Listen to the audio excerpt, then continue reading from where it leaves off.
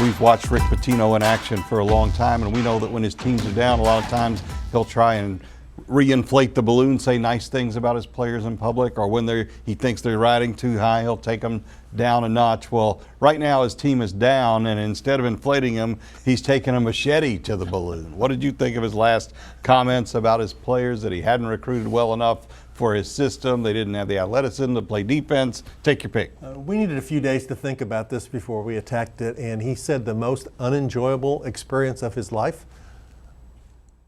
Really? I can think of a few more least enjoyable experiences for Rick Pitino. We won't get into that now.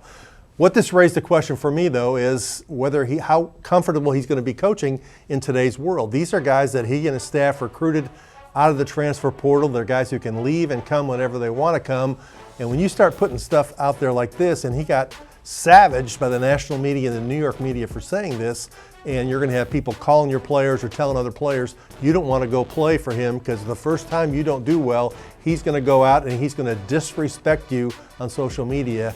I think it was a big mistake. Yeah, it is different. I mean, we've seen him even at Louisville go after players sometime, and it wasn't done usually just out of anger, or it was done for a purpose. And he usually says these things for a reason, and if he can't motivate you one way, he'll try and motivate you another. I just wonder how much you're able to motivate guys today with that kind of talk, especially when all the reaction to it is going to be negative, as you pointed out in the national media.